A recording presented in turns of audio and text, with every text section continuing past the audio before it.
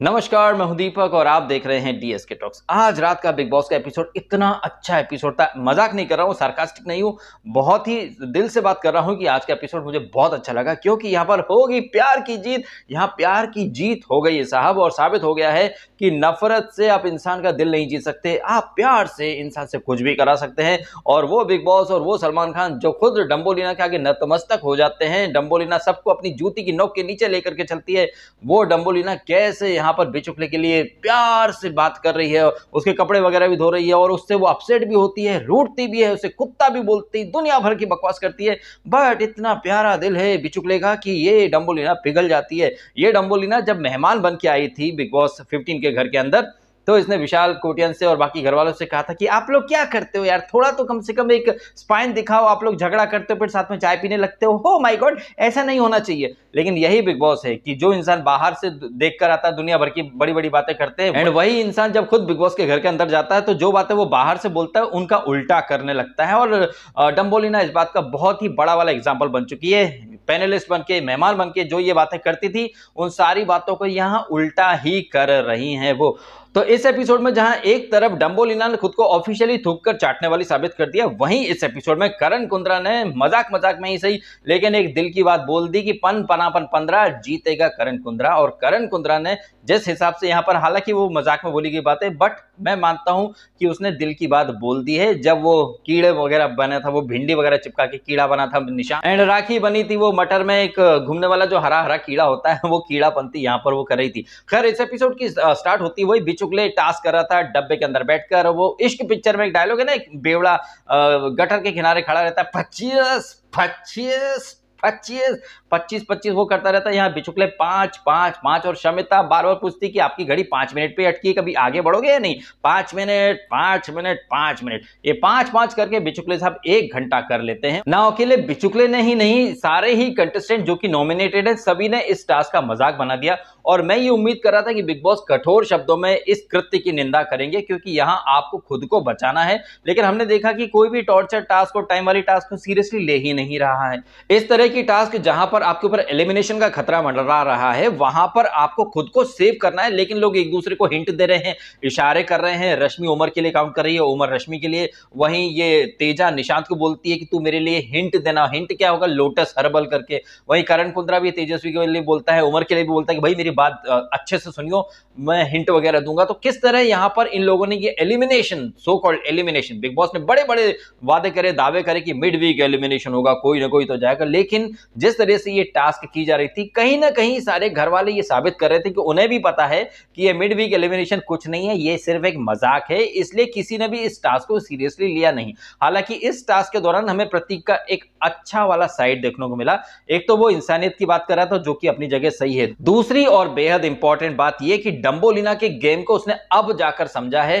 भाई ये चीज तो आपको काफी पहले समझ जानी चाहिए थी। जिस डंबोलिना की जिस हरकत को आप डिफेंड कर रहे थे 1-2 वीक पहले कि बिचुकले ने गलत बोला और ये शमिता और राखी बोल रहे थे कि पिक एंड चूज वाला ये जो बिहेवियर है डंबोलिना का, आज प्रतीक के पल्ले पड़ा है कि कॉन्ट्राडिक्टिंग है। भैया ये तो आप जिस आदमी से लड़ती हो उसको आपने कल कुत्ता बोला, दुनिया भर की बकवास करी, अब उसके साथ हंस रही हो, बैठ रही हो, बातें कर रही हो, तो ये चल क्या रहा है? प्रतीक के दिमाग की ट्यूबलाइट अब जाकर के जली है। वहीं डंबोलिना के अलग अलग जस्टिफिकेशन, और वो वॉशरूम में जाकर के रोने लगती है कि लोग मुझे जज कर रहे हैं। लोगों से नहीं, उन्हें उस इंसान के जज करने से प्रॉब्लम है जिसे वो बहुत ज्यादा खास मानती हैं, और वो कौन है? प्रतीक। तो ये जो बिग बॉस का जो लव ट्रायंगल बन रहा है, जहां पर बिचुकले बाबा हैं डंबोलिना के पीछे, डंबोलिना है प्रतीक के पीछे, और प्रतीक है नया बसीन मायशा, और फिर बहुत सारे नाम निकल आएंगे उन सबके पीछे।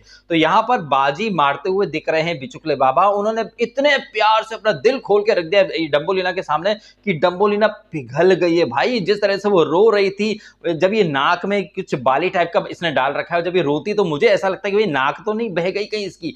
ये बहुत ही बकवास लगता है। और ये जो एक्टिंग कर रही थी, रो रही थी, ये मुझे सरासर बकवास लगता है। अभी डंबोलिना जो है ये छोटी छोटी बात के ऊपर रोने लगती हैं, कभी बिचुकले को गाली देती हैं, उससे चूतिया बोलती हैं, कुत्ता बोलती हैं, फिर उसके कपड़े वगैरह भी धोने जाती हैं। क्यों? क्योंकि डंबोलिना को बिचुकले का दिल बहुत अच्छा लगा है। और यहाँ अभिजीत बिचुकले ने एपिसोड के एंड में जिस तरह यशोदा, देवकी, इस तरह की जो बातें कही हैं, माँ के बारे में बात कही है, ये सारी बातों से मैं पर्सनली बहुत ज्यादा रिलेट कर सकता हूँ। देवकी, यशोदा, मैं इन चीजों से मतलब कहीं ना कहीं ऐसा मुझे लग रहा था कि बिचुकले जो अपनी कहानी नहीं, ये कहीं ना कहीं मेरी कहानी ऐसा मुझे लग रहा था। खैर मेरी कहानी साइड में रखते हैं, यहाँ पर बिचुकले ने जिस तरह से दिल खोलकर डम्बोलिना के सामने रखा है, डम्बोलिना का मुझे ऐसा लग रहा है जैसे रश्मि को देखता हूं तो ऐसा लगता है कि वो कुछ ज्यादा सीरियस है उमर के लिए। वहीं डेबोलिना जिस तरह से अभिजीत बिचुकले को कंसोल कर रही थी और जिस तरह से हमदर्दी दिखा रही थी, पता नहीं क्यों मुझे ऐसा लगने लगा कि प्यार के लड्डू की उमड़ने घुमड़ने लग गए हैं, मन में लड्डू फूटा।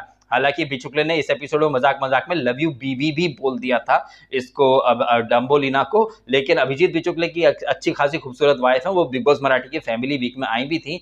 तो यहाँ पर अभिजीत बिचुकले जो खुद को विदूषक, जोकर, और वो बोल भी चुके हैं कि हम जैसे जोकर की वजह से एंटरटेनमेंट आता है, तो यहाँ पर खुद को जलील करके खुद का मजाक बनाकर अभिजीत बिचुकले कहीं ना कहीं पब्लिक को हंसा तो रहा है। ये चीज हम इग्नोर नहीं कर सकते। और इन तमाम बातों के बीच में वो अपने दिल की बात भी कर देता है, जैसे कि लव यू बीवी, लव यू बीवी, और कहीं ना कहीं अपनी फैमिली की बातें भी उन्होंने करके पब्लिक की एक थोड़ी सी हमदर्दी और प्यार तो जीत ही लिया है। अलॉन्ग विथ डेबोलिना का दिल वो भी उन्होंने जीत लिया है। तो यहाँ पर बिचुकले बाबा 1 घंटा तक रहते हैं, फिर रश्मि, फिर उमर, फिर तेजोलीना। तो यहां पर बिग बॉस ने जब ये अनाउंस किया तो उन्होंने कहा कि सबसे ज्यादा क्लोज थी ये तेजा 25 मिनट और कुछ सेकंड, फिर थी रश्मि 33 एंड कुछ सेकंड, करण कुंद्रा 34 मिनट्स और 2 सेकंड, आई थिंक 2 सेकंड ही बोला था, Umar 34 minutes and 50 plus seconds, और बिचुकले बाबा द लेजेंड 1 घंटा। अब यहां पर जिस तरह से समीकरण बने हैं, इसके बारे में मैंने कल भी कहा था कि कोई बंदा जिसको बहुत ज्यादा वोट्स मिलते हो उसे निकालने का ये बेस्ट तरीका है, क्योंकि घड़ी किसी के पास है नहीं, और घड़ी एक साइकिल में थी जिसको उमर और करण जिसके बारे में बात कर रहे थे, बिग बॉस ने वो साइकिल भी उठा करके पटक दी। तो यहां पर मैं उमर की थोड़ी बात करना चाहूंगा, क्योंकि उमर को बहुत ज्यादा वोट्स मिलते हैं और उमर को निकालने का आई थिंक बिग बॉस को एक अच्छा खासा मौका मिल गया, क्योंकि टाइमिंग के आधार पर तुरंत निकाल देंगे, कोई सवाल भी नहीं कर सकता, उमर खुद भी सवाल नहीं कर सकता क्योंकि कॉन्ट्रैक्ट वगैरह सब कुछ करके आए हुए हैं, एंड बाहर आसिम भी कुछ नहीं बोल सकता, हालांकि फैंस बहुत ज्यादा बोल सकते हैं। तो मैं यही कहना चाहूंगा कि चाय से ज्यादा केतली गर्म वाला फंडा आप लोग ना करें। यहां पर हर चीज उमर को भी पता है, आसिम को भी पता है, तो वो बहुत ज्यादा ओवर रिएक्ट नहीं करते, इसलिए हम जो फैंस होते हैं हमको भी अपनी लिमिट में रहकर ही चीजों पर रिएक्ट करना चाहिए। क्योंकि उमर ट्रॉफी जीते ना जीते, लेकिन उसने यहां पर अपना जो एक जबरदस्त अंदाज दिखाया है उससे उसने लाखों लोगों के दिल तो जीत ही लिए हैं। वो गेम को काफी अच्छे से समझ रहा है। उसके जो हेटर्स हैं जैसे कि शमिता या राखी या प्रतीक, उन्हें भी अब उमर अच्छा लगने लगा है। वहीं at the same time Teja को ये चीज बर्दाश्त नहीं हो रही है। Teja time and again Umar को जलील करने का या फिर कहीं ना कहीं उमर के बारे में ब्रेन वॉश करने का कोई मौका नहीं छोड़ती है। खुद वो निशान से कह रही थी कि मुझे हिंट देना, मेरे लिए खेलना, लेकिन रश्मि के ऊपर डाउट कर रही थी कि तू बिचुकले के लिए क्यों खेल रही है, तो रश्मि बोल रही थी कि मैं तो अपने लिए कर रही थी। तो यहाँ उमर की तारीफ मैं इसलिए कर रहा हूं क्योंकि उमर के कट्टर हेटर्स भी उमर को बहुत ज्यादा अप्रिशिएट करने लग गए हैं। और हमने देखा भी कल जो मतलब एक दिन पहले जो टास्क थी, शमिता भी उससे बोल रही थी कि भैया तू मेरे लिए खेल लेना, राखी बोल रही थी तू प्रतीक के लिए खेलना। वो राखी जो उमर को पानी पी पी कर कोसती थी, वो भी यहाँ पर कहीं ना कहीं उमर के लिए एक सॉफ्ट कॉर्नर लेकर के आ ही गई है। शायद यही वजह है कि बिग बॉस ने राखी से सारा पावर छीन लिया। राखी को कोई पावर दी ही नहीं, क्योंकि राखी का एक सॉफ्ट कॉर्नर उमर के लिए दिख रहा था। हालांकि राखी से पावर छीनने के और भी रीजन हो सकते हैं, बट मेरा यह मानना है कि जब तक राखी प्रतीक को और उस गैंग को फेवर कर रही थी तब तक बिग बॉस ने राखी से कोई भी पावर नहीं छीना। लेकिन जैसे ही राखी के मन में उमर के प्रति या उमर की टीम के प्रति थोड़ा सॉफ्ट कॉर्नर आया तो बिग बॉस ने राखी से सारे पावर छीन लिए। अब राखी में कोई पावर तो बचा नहीं है, इसलिए डम्बोलिना भी उससे लड़ रही है और दोनों एक दूसरे को खूब खरी खोटी सुना रही थी। राखी ये कहना चाहती थी कि टॉर्चर टास्क का आपने मजाक बना रखा है, वहीं एट द सेम टाइम वो कह रही थी कि अपनी मर्जी से करो जो करना। डम्बोलिना पूरी तरह से उतारू थी, उसमें मुझे वो जुनून दिखा कि भैया ये टास्क है और इस टास्क को टास्क की तरह करना चाहिए। लेकिन हमने देखा कि करण, तेजा, उमर इतना ज्यादा शिद्दत नहीं दिखा रहे थे। वहीं निशांत बार बार बोल रहा था कि ये लोग अपने हिसाब से टास्क करते हैं, ये लोग टास्क को सीरियसली ले ही नहीं रहे हैं, ये तो सबकी मदद कर रहे हैं। इस बात को मैं बिल्कुल सपोर्ट करता हूं, क्योंकि ये डू और डाई वाली सिचुएशन थी। यहां पर आप या तो खुद के लिए खेल लो या फिर दूसरे के लिए खेल लो, तो आप निकल लो। तो यहां पर इस पर्टिकुलर सिचुएशन में उमर को अपने लिए खेलना था। और मुझे ऐसा पर्सनली ऐसा लगा कि इस टास्क में करण, उमर, रश्मि कोई भी सीरियसली नहीं था। शायद उन्हें पता है कि भाई ये टास्क मजाक, जैसे कि मैंने ऑलरेडी बोला कि ये टास्क मजाक मस्ती है, इसलिए मजाक मस्ती के मूड में ही ये पूरी टास्क की गई है। जैसे ही ये टास्क खत्म होती है, ये मजाक मस्ती का माहौल सडनली एकदम घबराहट में बदल जाता है, क्योंकि बिग बॉस यहाँ पर गेम खेल देता है, गुगली डाल देता है। अब ये जो नॉमिनेशन वाली टास्क थी, इसमें ये करण, तेजा और रश्मि को मिलता है विशेष पावर, जिसके तहत ये लोग जो टिकट फिनाले के 4 दावेदार थे, प्रतीक, शम्मो, डम्बो और कौन था यार, यार, एक और कौन था, निशांत। तो इन 4 में से 3 को नॉमिनेशन में लेकर के आना पड़ेगा। तो यहां पर सब अपने अपने हिसाब से चलते हैं। और तेजा जो होती है वो शमिता को करती है नॉमिनेट, शमिता की गुर्दे छिल जाते हैं।